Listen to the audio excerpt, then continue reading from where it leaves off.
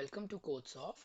In this video, we are going to talk about a very important concept, that is the sliding window technique. And to illustrate that, we will take the help of a problem, that is maximum subarray sum of size k. So let's get started. Now, what is the sliding window technique? So we have seen that the problems involving, the subarrays, they require nested loops for solving it. But you can also reduce that to a single loop using this sliding window technique. Okay. Now, sliding window technique is basically taking help of two pointers. So let's imagine there is a window. Now, every window has a starting point and an ending point. So these two variables represent the start and end of the window. And when we move these two variables one step ahead, the window actually slides towards the right. And this is how we are sliding the window. So this is just a brief about this technique. In the problem that we are going to discuss, you will be able to understand more better. So the problem says that you are given an array of integers that is of size n, and our aim is to calculate the maximum sum of k consecutive elements in the array. So now let's look at an example test case. So we are having an array that is having 9 elements and k is equals to 4. This means that we have to create subarrays of size 4. So all the subarrays of size 4 possible are, we will start from first element, that is 1, and it will go till 10 because this equals to 4 elements. So this is the first subarray of size 4. This is having a sum of 17. The next will start from 4 and go till 23. This will have a sum of 39. So on, the sum will be 38, 37, 27, and the last one will be this, starting from 3 and ending till 20. So this will give us a sum of 24.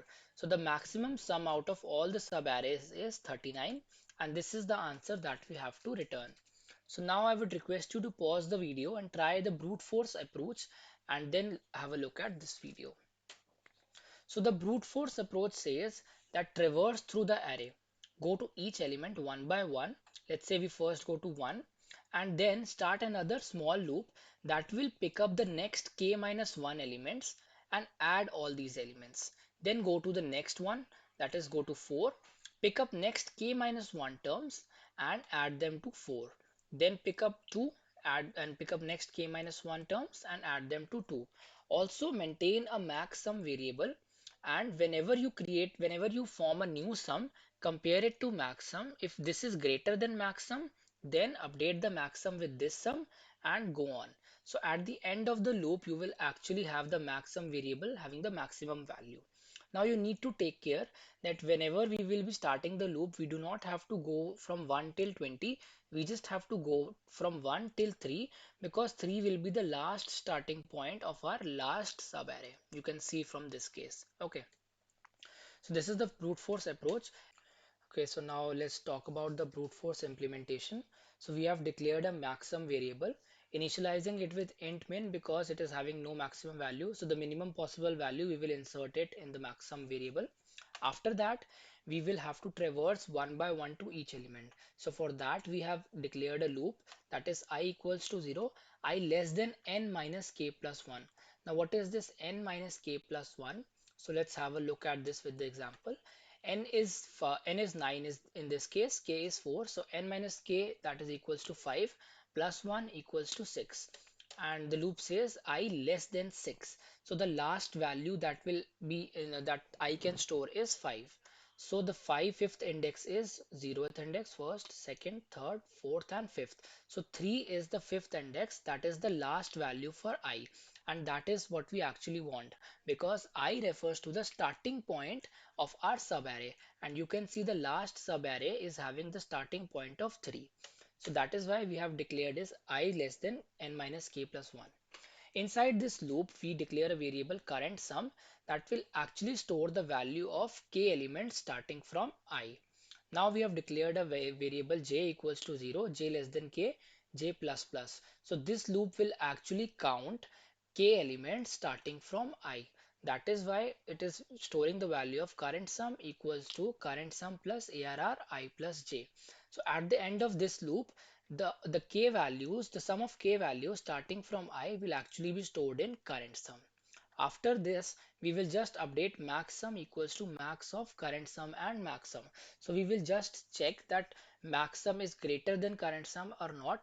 If max sum is smaller than current sum, we will insert the value of current sum inside max sum.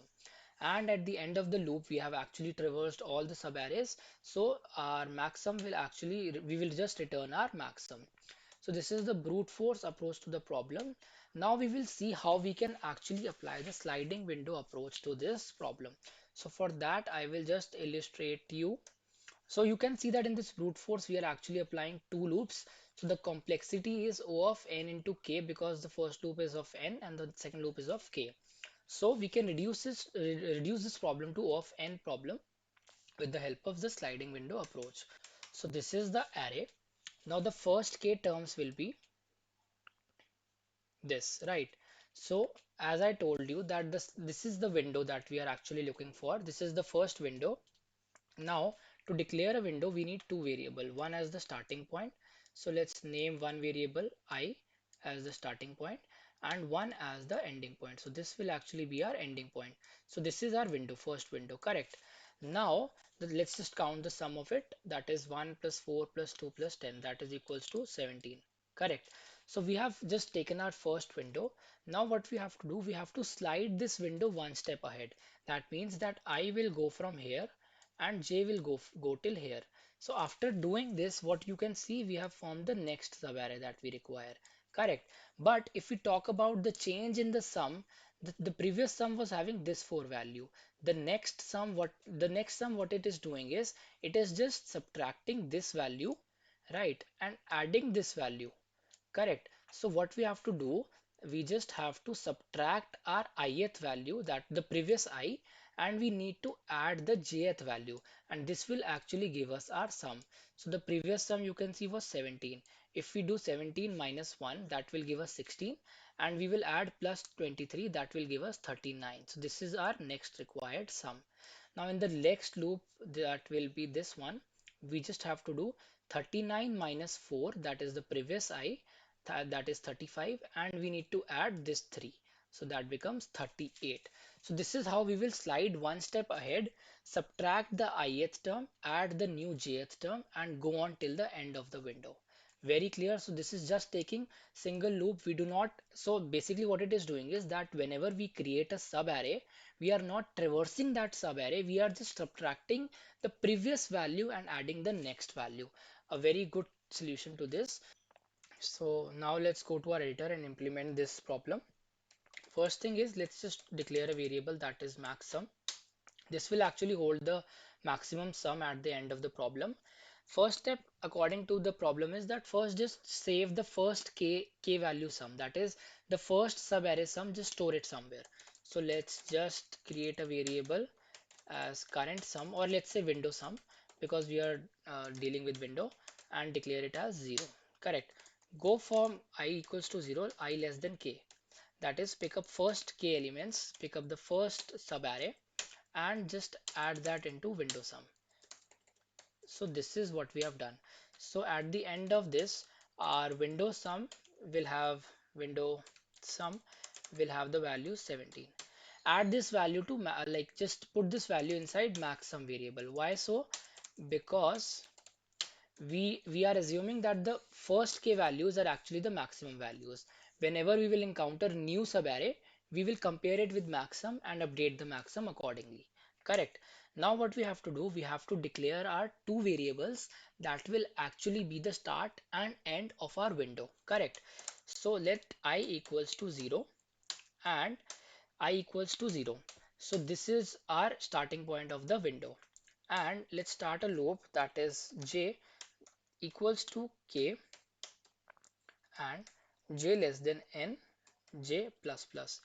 Now what we have to do, you have seen that we add the previous value of I and add the next value of j, like subtract the previous value of I and add the next value of j. So that is why I equals to 0, that is the starting of previous window, and j equals to k, that is the start of next window, correct? So what we have to do is just go to our window sum and subtract the ARR I value, correct, and add the ARR J value.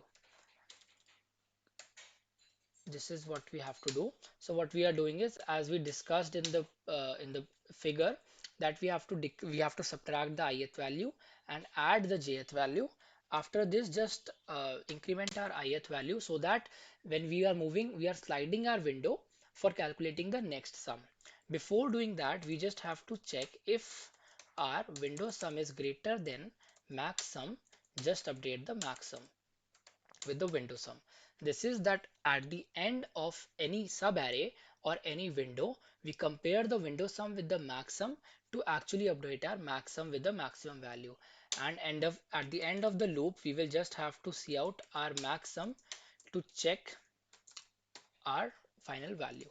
So let me just run this problem, and k is not defined. Yes, k is not defined because we have to define k equals to 4 in this problem. And let's run it. Let's just run it again. Okay, so what it is saying, no match for this operator. Yeah, because this is double. Correct. And you can see our output 39 is coming. That is what we are requiring. So again, illustrating, what we have done here is that we first pick up a window size, start an I from here, put a J into here. When we move to the next window, we subtract this value and add this value, and so on, so forth. We go till the end and just keep on adding and subtracting values to get the sum.